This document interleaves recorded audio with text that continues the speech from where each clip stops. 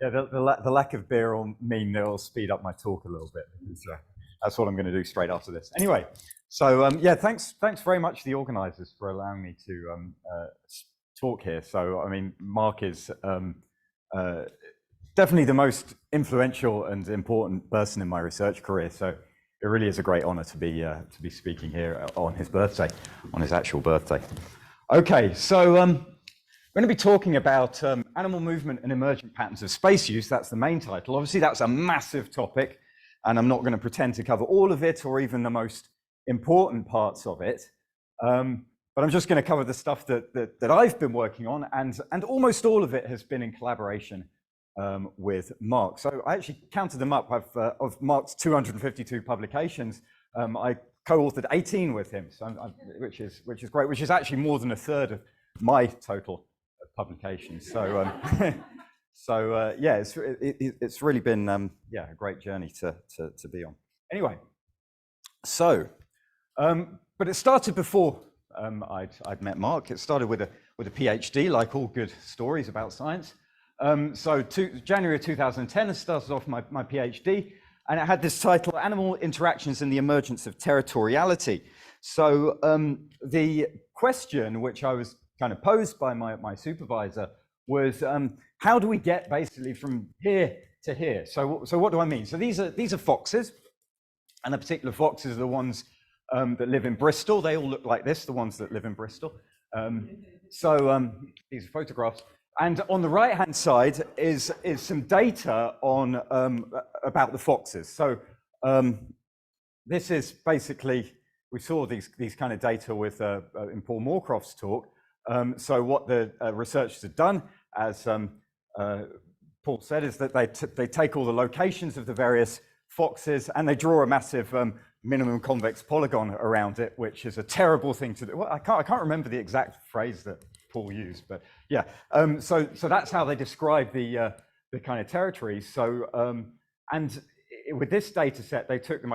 Don't know whether you can see these. These are each over a season. So this is spring 1990, and then the next one's spring 93 into summer 95. And what you see emerging is these kind of slightly overlapping convex polygons over time. They're sort of contiguous, but there's a slight overlap. So how do we understand sort of how these critters actually kind of do this stuff, form these kind of patterns? So that's the overall question. And as you all know, because you went to Paul's talk, this has already been answered by Mark. So one of the things about Mark is that I think it was Christina I was talking to the other day, yesterday, that quite often when you have a scientific question, you think about it and then you go into the literature and you try and see what people have done with it. And quite often I've found that Mark's already solved it. So this was my first experience of that a particular phenomenon. It's not just Mark, I should say, Mark and Paul Morecroft, of course. And we saw this this image earlier on today in Paul's talk. So I don't need to go into too much detail, I guess. But what they did was they constructed these. This is really weird, this spot thing. Anyway. They constructed these kind of advection diffusion equations describing UI. So UI is the sort of population density of a group or an individual, sort of territorial group. So in their models, it wasn't foxes, it was coyotes in this one. And then this PI is the P is the urine of the coyotes.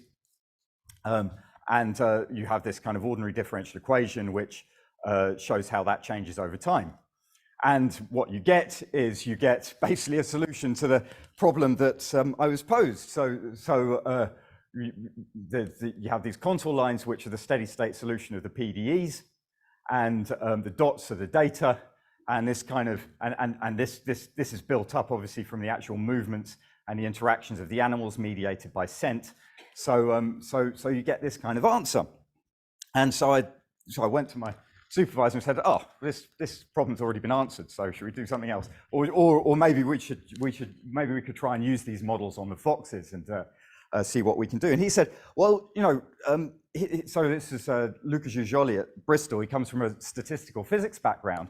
And he said, well, this is great, but what I'm kind of interested in is actually what happens if instead of modeling the foxes or the fox groups as a sort of location density, we actually model the specific individual foxes. And let's see if we get something similar to this or something a little bit different. And the other thing, so I went ahead and started to think about a model for that. And I spoke to my other supervisor, Steve Harris. So this guy down here, Steve Harris, who's a fox biologist who'd been gathering data on these animals for something like 35 years at the time. And one of the key things in the model of Morecroft and Lewis were these den sites. So, there we go, that's the one. So the advection term here has a vector xi, and this is in the direction of the den site. So the den sites are given by these triangles. And now foxes have den sites, but according to Steve Harris, they don't actually, or at least the dominant male fox, which is really the fox that kind of marks the territory and guards the territory and so forth. So that's the fox that we're modeling. That fox doesn't go back to the den site each night, but just kind of hangs around and lays up wherever. So we decided, well, we should not have that in the model. And instead we had a slightly simpler model in a sense, which is this one. So the territorial random walk model, we called it. So we worked on a lattice, a square lattice, and we've modeled the individuals as nearest neighbor lattice random walkers that deposit scent whenever they go to a lattice site, and then that scent lasts for a certain finite amount of time before it goes. And the only other constraint on the movement is that you can't move in to a lattice site that has conspecific scent in it. So this red chap here can only go up or right, can't go down or left. And it will be a chap because it's always a male fox doing this. So what happens, we can run these simulations over time and produce a pretty picture like this, which I think actually made the conference poster for this conference somehow. Yeah, so and this is basically the so each color is an individual, and this is the utilization distribution measured over time, over a time period that corresponds roughly to a season. And we kind of see these sort of contiguous but slightly overlapping home ranges. So we're seeing basically what we get in the data. So that's kind of good, at least qualitatively. So that's kind of good. But one thing we can also do with the individual based model is we can look at the sort of mesoscopic scale between this long-term space use pattern and the individual level. And by this, I mean, we can look at the actual kind of territories at any point in time. Now, each of these territorial marks, remember, disappears after a certain amount of time. So what we get is we get something like this. So let's look at maybe this one here. So we've what I'm plotting here is the set of scent marks at any point in time of an individual. So one color per individual. And you can see that this is one frame per 1,000 time steps. So you kind of imagine actually the foxes are zipping around super fast compared to this movement. So it's kind of really sped up. And you can see that the territories are actually contiguous, but they're sort of slowly moving over time. And so what you actually, the idea is that the sort of overlap you're seeing between territories may actually be simply a consequence of the fact that when you do this crappy minimum convex polygon stuff that we mentioned earlier on, when you do this kind of stuff, you're kind of integrating over time, right? So and actually it might be that there is no overlap between the territories, but it's just a kind of artifact of the fact that these territory borders are moving. So we asked Steve Harris, our Fox expert, is this what you think is going on? And he said, yeah, I think this is exactly what's going on. Yeah, so his sort of observations, although it's very difficult to quantify it in the data, but his observations are that foxes seem to have these quite hard territorial borders, but sometimes they just shift a little bit. So this obviously has implications for some of the things we talked about earlier about contact rates and disease spread and so forth, although I never actually got on to looking at diseases explicitly. Yeah, I'd like to at some point. Okay, so that was my PhD, basically, in a nutshell. And towards the end of my PhD, I had the opportunity to give a talk with this familiar chap in the audience. And I think he quite liked it. We had a chat afterwards. And a little way after that, he said, "Do you want to do a postdoc?" And I said, "Yeah, sure. By the way, where's your university?" And he said, "Edmonton." I was like, "Oh." So, but no, the thought of doing a postdoc with Mark, who'd been very influential already in my work, overrode the terror at moving to Edmonton, which is a very, very long way from Britain. And anyone who knows me knows that I don't like to move out of my damp little island. I like it there. But I did move to Edmonton, and it was all very good. We actually ended up having, my wife had twins there, so we've got British Canadian children, which is great. So it all worked out very well. But professionally, it was absolutely brilliant. So that was personally. Professionally, it was brilliant. And I mean, this kind of loads and loads of people have had a slide a little bit like this over the course of the past couple of days, pointing out that Mark is incredibly good, as well as being a great collaborator himself, he's incredibly good at surrounding himself with really, really brilliant people. And this just made an amazing atmosphere to form collaborations. And so these are not by any means all the people in his lab at the time, but they're the ones I happen to collaborate with. PhD candidates, Uli Schlegel and Marie Augemete, postdocs, Tal Avgar and Greg Breed, some visiting researchers, Carl Mockross and Guillaume Bastille-Rousseau. All of these, by the way, now have established their own research groups. So it was really kind of, he was helping establish the future of science sort of back then. And also there were links with other groups as well. So obviously, that chap up there, and Stan Boutin and Mark Boyce are other people I had the pleasure to collaborate with whilst I was there. So it was a great, hugely productive time and really enjoyable. So let's talk a little bit about what I did there. So this slide's horrific, sorry, but I'll talk you through it slowly. One of the things that Mark suggested I do was take the individual based model from my PhD and turn it into a PDE and see if we can kind of formally link the kind of stuff that he was looking at and Paul Morecroft was looking at with the things that I'd done.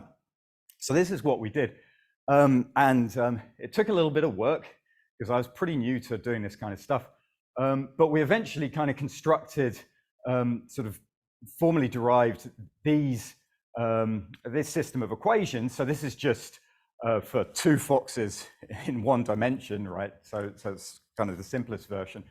And there's some similarities and there's some differences between the ones that Paul was talking about earlier on today. So this kind of similarities is where you both got advection diffusion equations describing the movements of, describing the sort of position densities of the animals, coupled through these ordinary differential equations of scent marks. Actually, I never know whether to call these ordinary differential equations or partial differential equations. I use the curly D there because it does depend upon X, right? But anyway, so no, it doesn't matter. You all know what I mean. So we get this kind of similar type of system, but there's some key differences. And I think the main difference really that I want to kind of highlight is in the advection terms. So remember, for these foxes, we don't have a sort of den site, and in the models that Mark and Paul had looked at, there was all the advection was kind of concentrated towards or directed towards this den site. So now what we have instead is we have advection down the gradient of conspecific scent. We also have, it's not just the conspecific scent, but it's a non-local version. So something like this. So this is very important for a variety of reasons. So well, let's start with the mathematical reason. The mathematical reason is that this problem is ill-posed if you don't do that non-locality. Well, that's the first reason. The second reason is that animals don't actually look at their feet when they're making decisions to move, but they can look a little bit around them. So biologically, it makes a bit of sense. And the third reason is that actually, if you're coming from the individual-based model, the individual-based model has an implicit kind of discrete aspect to the space, and that kind of creates a sort of non-locality. And if you want to do a PDE limit and keep that aspect of the model in, what ends up happening is you end up with this kind of non-local term. So that's what we ended up with, and we constructed these PDEs, and then this is a system of nonlinear PDEs. And actually, at that time, I mean, I now work on nonlinear PDEs all the time, but I'd never worked on them before, not even as a student. So I didn't know anything. I didn't even know linear stability analysis, kind of rather embarrassingly. So I didn't know how to solve them numerically. So I had to learn all this stuff from Mark, but he was a great teacher.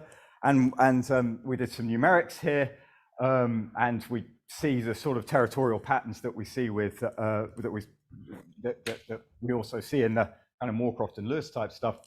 And I completely forgot to put a slide with linear stability analysis, but the main linear stability analysis result is that if you have m less than 1, then this means that the constant steady state is unstable. So i.e. you get territories emerging. And I mean, so this is kind of, so m, yeah, we've got the system. So m's the decay rate of descent, so the descent can't decay too much. So this is kind of the idea that you can do this kind of stuff is bread and butter to me now, and to probably everyone else in the room, or most people in the room. But back then, the idea that you could actually construct a mathematical model and use it to get this kind of qualitative information about when territories would spontaneously form and not, and actually be able to quantify the threshold was quite sort of eye-opening. So that was really great. And we mustn't forget that those kind of, I think those kind of periods in our development as a scientist where something wows us, because it's easy now to just think, oh yeah, of course you get this, you can do this kind of stuff. But at some point in time, this was really new and surprising and exciting. So the other thing that I was started working on in Mark's lab came from a slightly different direction. So I mentioned a couple of visiting PhD students that Mark put me in touch with, who both had lots of data. So one of them's Guillaume Bastille-Rousseau, who's a second author down here, and he had data on caribou in Newfoundland. And he was interested in trying to sort of model their movements and emergent space use patterns, but these are very, very different to canids. They're not sort of highly territorial. And the main thing kind of we thought was governing their movement was the environment, the resources available to them. So this kind of led me to find out, I don't mean discover as in I discovered them, but to learn about, that's the phrase, to learn about step selection models. So they already existed. Learn about step selection models to kind of connect these kind of mechanistic models to data. So let's just take you through this for those who haven't seen these kind of things. So we're saying that the probability here of moving to a location X, given that you were previously at Y, so this is Y here, and you'd arrive there on a bearing of theta naught. So theta naught is the bearing, this arrow here. And basically the kind of structure of the model is that you assume that this is proportional to some distribution of step lengths and turning angles, multiplied by some weighting function based on the quality of the habitat, some measure of the quality of the habitat. So this is 3 possible steps that an animal could take. So how do we relate these to kind of models of space use? Well, there's some relatively kind of standard methods to do this, which via integral difference equations. So you just kind of start off, you write down, you say U is the space use distribution for the animal, and you take u at some point in time, you multiply it by the movement kernel, and you do some integration.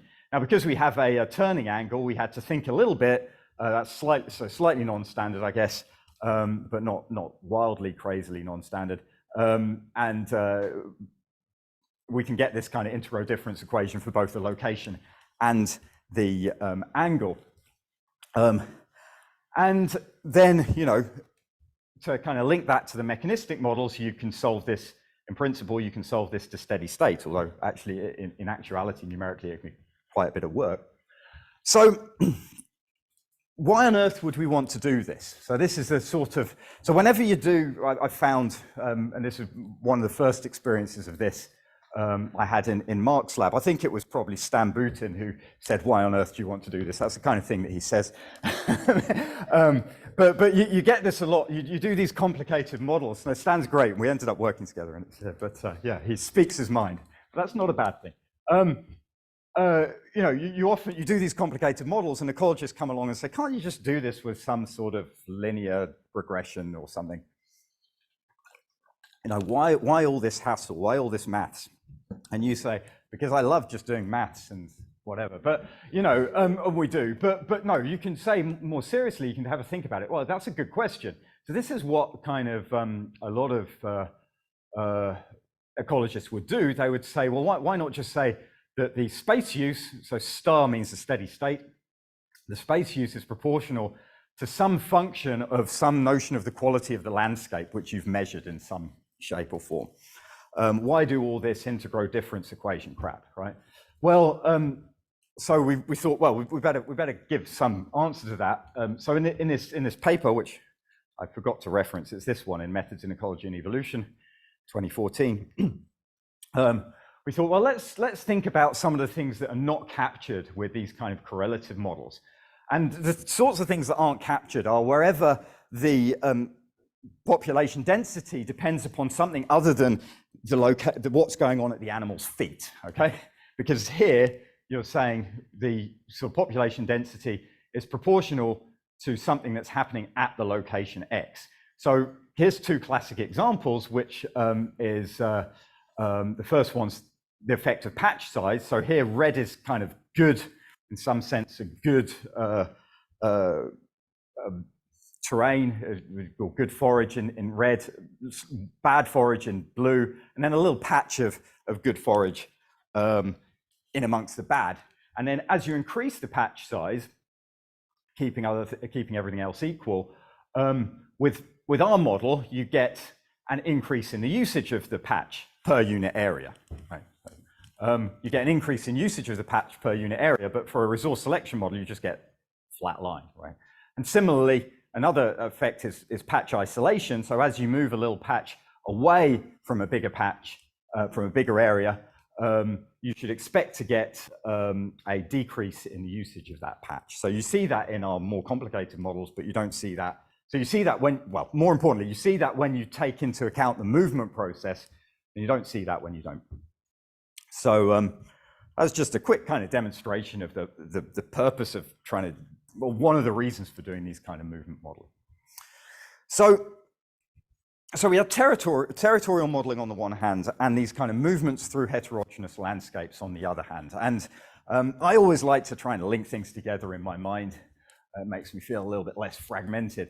So I was trying to think about how we can pull these ideas together. So I mean, think about this kind of very toy scenario. You know, there's an individual at location Y deciding where to move. Perhaps it decides to move to X at the next time step. Then there's all sorts of things influencing it. So there's kind of static habitat features. There's a mate that might be moving around, and a competitor maybe, scent marks, and there's someone who's left the scent marks over there. So you can kind of think, well, you know, in real life, each of these moving animals, so that the one we're focusing on, but also the mate and the competitor and whichever animals have left those scent marks, each of those are kind of affecting one another in some sort of network of interactions. So really, if we want to understand space use, we need to kind of use step selection analysis to parameterize a movement kernel for each animal or each group of animals, and then kind of couple them together. So this kind of generic idea started to formulate in this paper here with Mark and also Karl Morecroft. And Karl Morecroft was a guy who, or is a guy who studied birds in the Amazon rainforest. So we applied it to these data, and we're sort of, this is really kind of doing this kind of mechanistic modeling, but fitting it to data from the sort of bottom up rather than the top down. So Paul Morecroft described earlier fitting a steady state solution to a PDE to some data. So here we wanted to see, well, what happens if you don't sort of, if you do it the other way around, so you actually just fit the data to the mechanisms within the model, within the movement model. It's not a PDE, but within the movement model, and then just sort of run that movement model across a season. And how well does it capture the space use? So, I mean, typically you'd expect it doesn't actually capture the space use as well, but it can start to inform things that might be missing in your model. So it kind of, so this really kind of started off my thinking on this paper was the kind of start of my thinking on bringing these ideas together of kind of step selection analysis and these kind of territorial models. And I ought to mention here that there was a couple of really great papers by Paul Morecroft and Alex Barnett in 2008 that also started doing this kind of stuff, and they were very inspirational.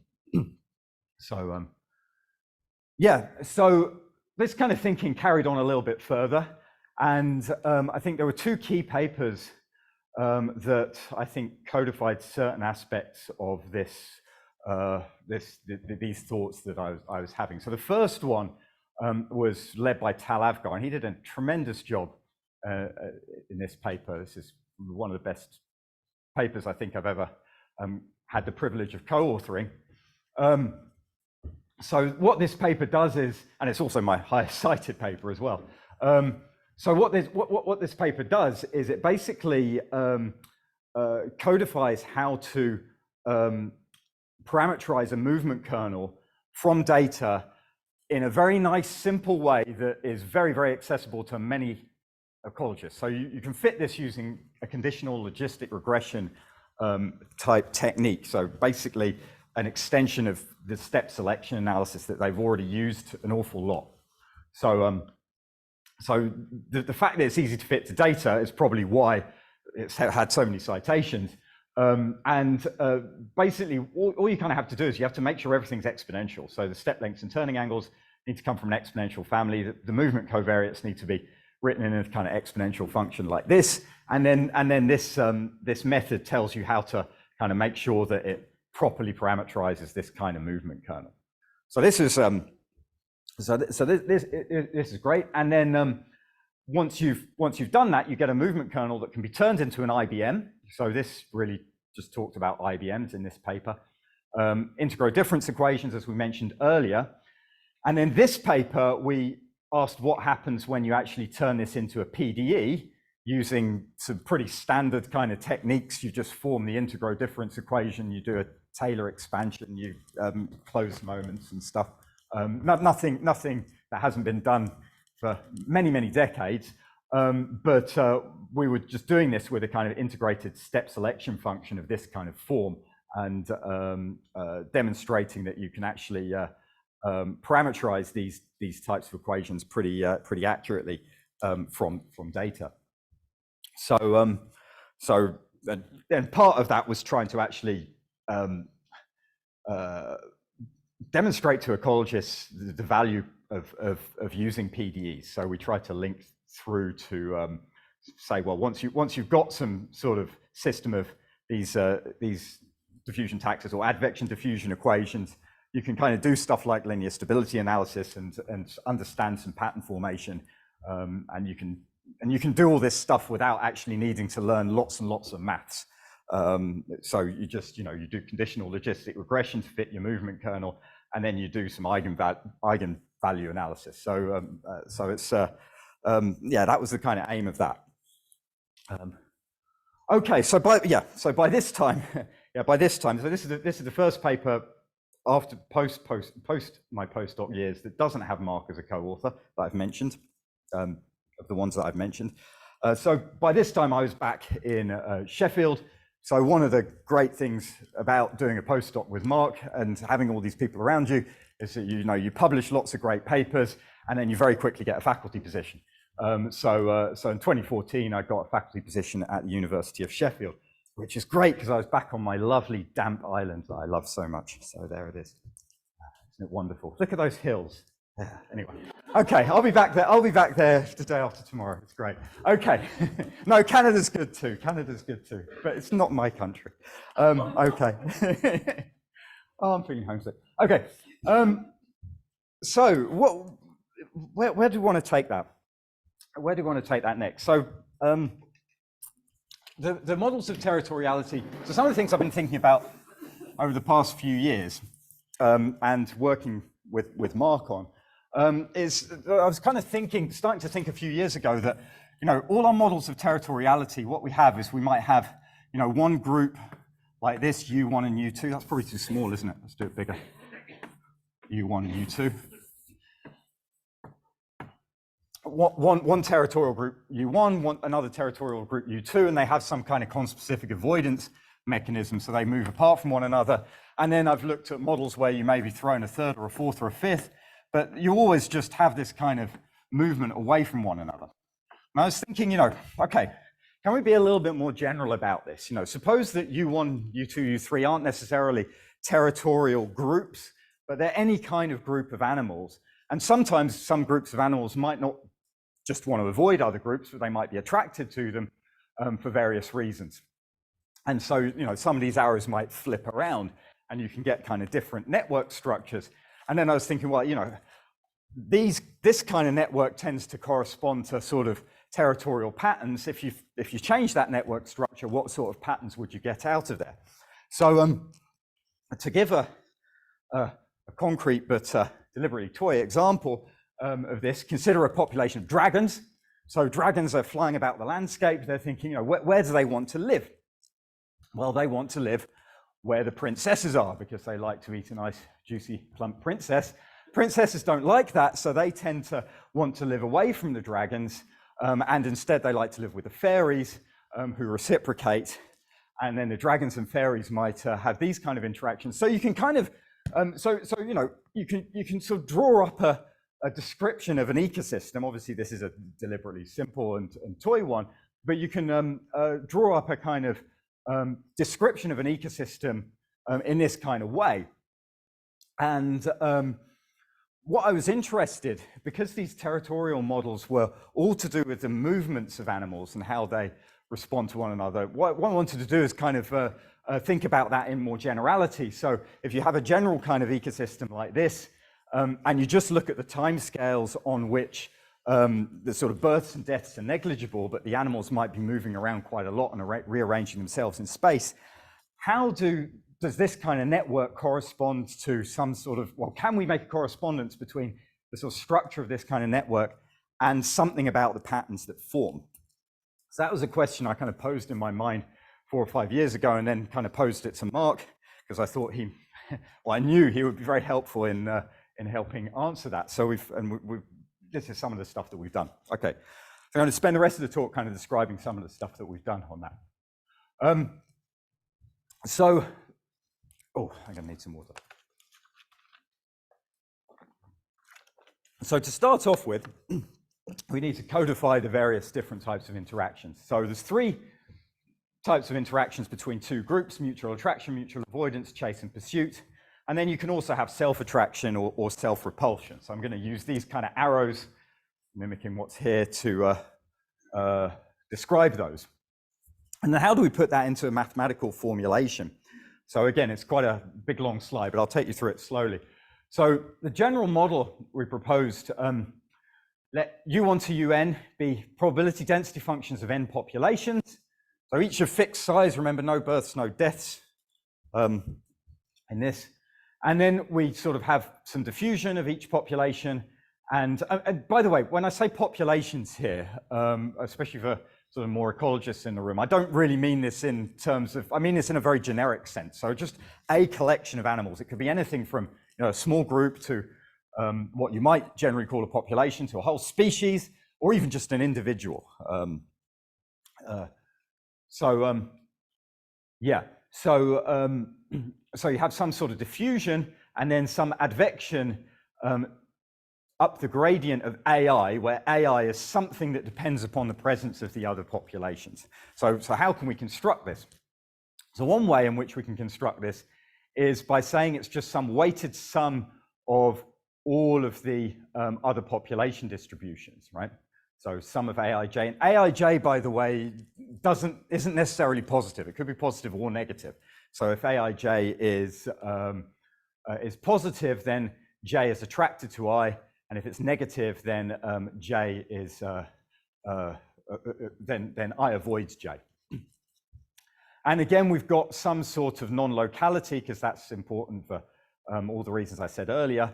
And typically we'd use this integration over a delta ball, but it could be any convolution of Uj with some sort of sensible probability distribution K. So that's one way in which we can formulate it, and that's kind of fine. That's fine for probably small organisms, single-celled organisms, maybe even insects. But with many animals, like the canids we talked about earlier, they would interact indirectly, for example, through urine or any other kind of visual or olfactory cue on the terrain. So we couple, so we write down our sort of differential equation, and I'm writing down slightly differently here. Now here Pi represents not the marks of group I, but actually the way group I views the marks of everyone, right? It doesn't matter. Formally, it ends up being kind of the same thing. And then there's some sort of decay over time. And the third scenario, which Mark and I originally looked at in a paper in 2016 that I think Sergey mentioned, is a direct interaction with a prolonged response. So this kind of invokes the idea of a memory of the animals. So they might directly interact with other animals from the other groups, and then remember where they've interacted and build up a sort of cognitive map in their minds of where the other animals are. And there's implicitly some sort of shared information amongst the group, which I'm kind of just brushing under the carpet for now. There's a lot of ecological complexity in that. But the central idea is that you can have this idea of a sort of shared cognitive map or something like that, that grows with the interactions and then decays when you're in a place and you don't interact. And so three different kind of ecological scenarios, but if you take a kind of a quasi-equilibrium approximation, you end up with one single system that sort of describes all three scenarios. And yeah, I've been spending the last few years kind of studying this thing. So this we propose in this paper as a kind of starting point for understanding this idea of ecosystem dynamics on this time frame where there aren't really negligible births and deaths. So that's quite a general model. How do we start analyzing it? Well, of course, we start off in the simplest case. So we go to 1D dimensionless parameters, and then we look at n equals 2. So the reference has dropped off, but the next slide is all contained in this paper. So we looked at the case n equals 2, and we started off with a case where there are no self-interactions. So maybe, oh no, it's down there. So remember, the gamma ij is the response of group I to the presence of group J, and it could be positive or negative. If it's positive, it's attractive. If it's negative, it's repulsion. So mutual attraction, so you can use kind of linear stability analysis to basically show that if you have strong enough mutual attraction, you get patterns forming. And then, but then better than that, and this is something that Marx suggested, that we could use an energy functional analysis to actually get at the actual structure of these solutions, or something about the structure of these solutions. So we managed to use construct an energy functional and show that we can use that to show that these actually must be aggregation patterns, not just any old patterns. And we get a sort of analogous result for segregation patterns. And then to pursue and avoid, in this case, we don't get any patterns. And you might think, well, you know, naively, I mean, I kind of expected, you look at this and you think, well, wouldn't U1 just chase U2 across the terrain? Yes, well, individuals might do that, but also the population spread out over time. So what you end up with is you just end up with homogeneous patterns. So that takes us to the kind of next bit of complexity when we say these aren't zero anymore, but they're in fact greater than zero. So we've got some self-aggregation and pursue and avoid. And now we can get these kind of chasing type patterns. So if you kind of look at maybe the top one here, you can see that the places where U1 is sort of low density are the same places where U2 is high density at any point in time. So time is on the vertical axis, space on the horizontal for this one. So by this time, by the way, I'd managed to get some money to hire Valeria Junta, which has been great, and she did all these. Well, she's done many things, but one of the things is produce these lovely plots here.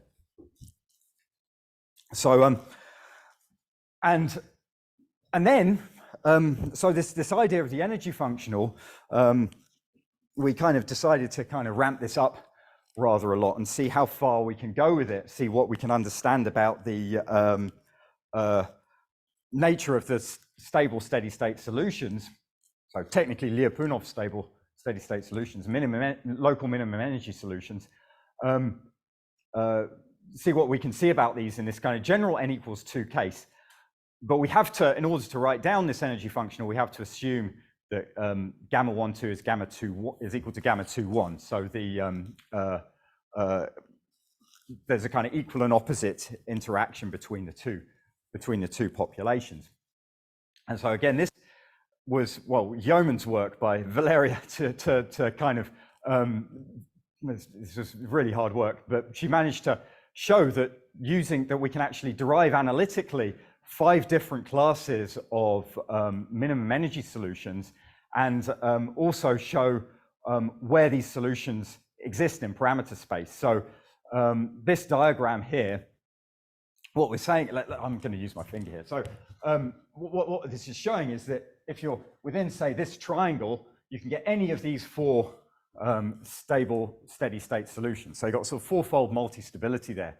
And here in this triangle, you've got sort of 3-fold multi-stability. So we're getting these very, very rich patterns already just in this quite simple case, one spatial dimension, n equals 2, and this sort of symmetry between the groups. So this is really quite interesting. And it was hard work to get this. This is definitely the longest paper I've ever written. It's like 45 pages. So you won't get away with that in ecology.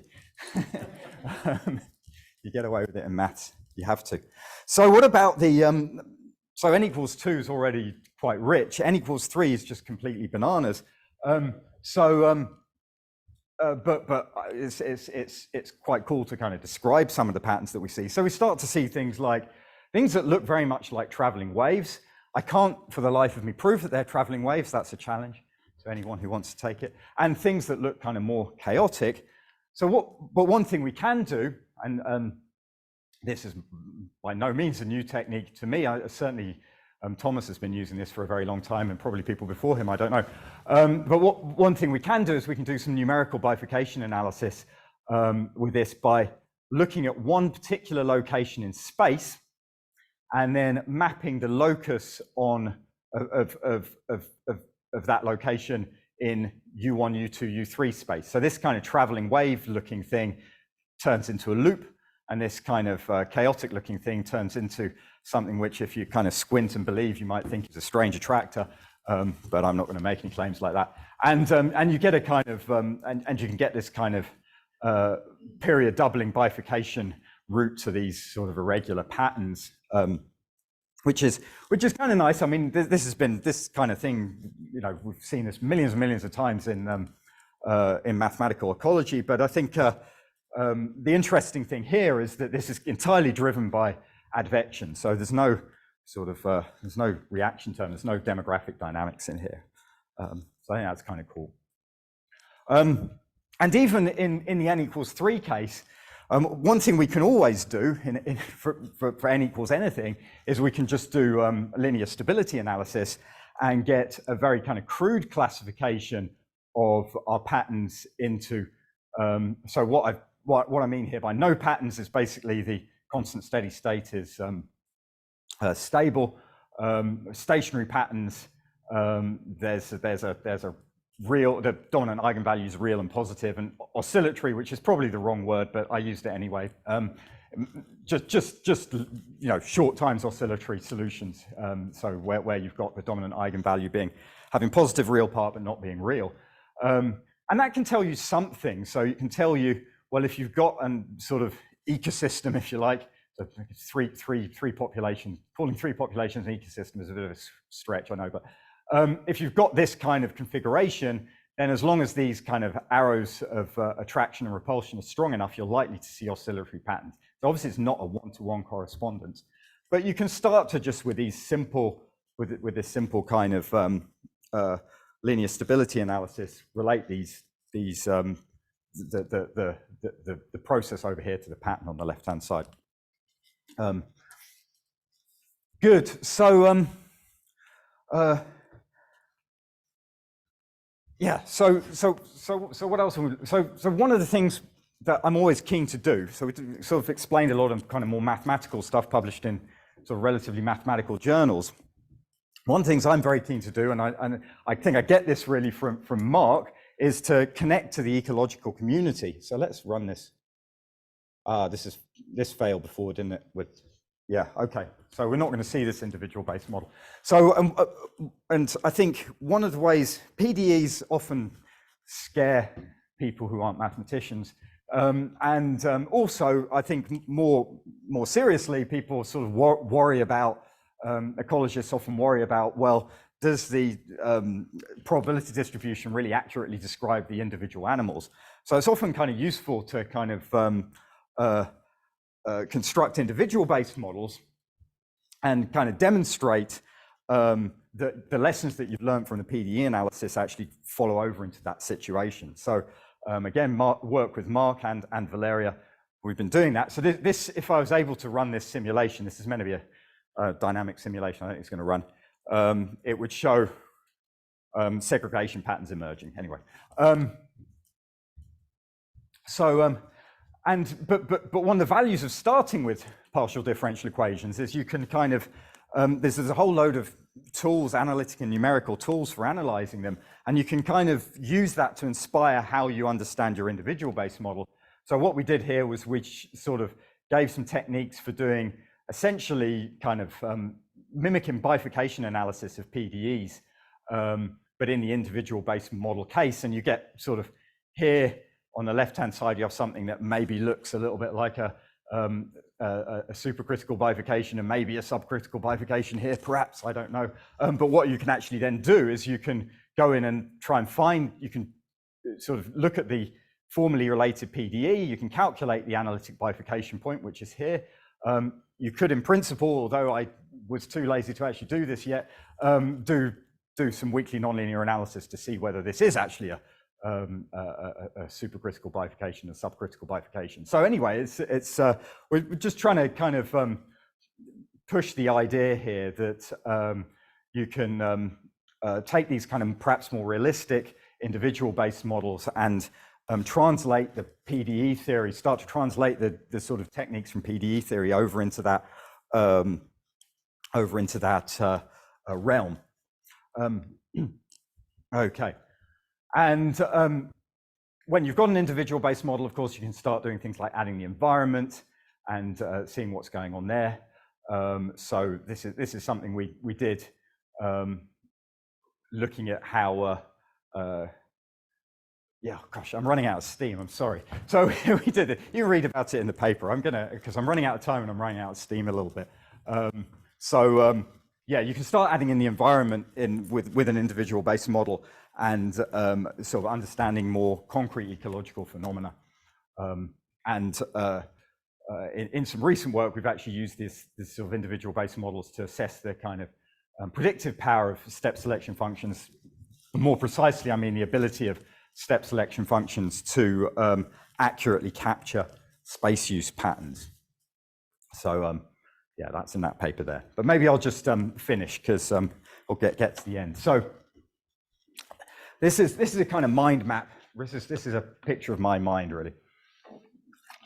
So let me just take you through it. So the idea is you can take landscape data and concurrent animal tracking. If you have it, we're increasingly getting this, although it is in its infancy, seeing this kind of data. You can use integrated step selection analysis to construct movement kernels, which are coupled because we've got concurrent animal tracking, and then use integral difference equations, individual-based models, PDEs to analyze these. And I think the value of PDEs, although you're making approximations to get here, is all the kind of theoretical insight you can use. So I don't really need to tell you guys this, but it's worth sort of continuing to bang on the drum and communicate this to ecologists, I think. But you can also use the sort of individual-based models to sort of be more closer to the actual reality, and we've been using it to kind of assess predictive power and so forth as well. Oh yeah, and this is this whole kind of mind map is sort of summarized in this research methods guide published in Journal of Animal Ecology. So it's for you guys, it'll be a nice, easy read. So it's meant to kind of communicate some of these ideas to an ecological audience, particularly showing the sort of value of mathematical analysis for analyzing these things. Okay, whew. Right, so it remains just to thank a whole bunch of people who've worked with me on all this stuff, all their pictures around here, funders, of course, and most importantly, this grainy chap in the middle. He's not actually grainy, but this picture's grainy. This chap in the middle. So thanks very much to Mark. You know, I really, you know, my research career would be deeply impoverished without your influence. So it's been fantastic, and hopefully we'll have at least 60 more years of work together. So, and thanks very much for listening. I need a drink.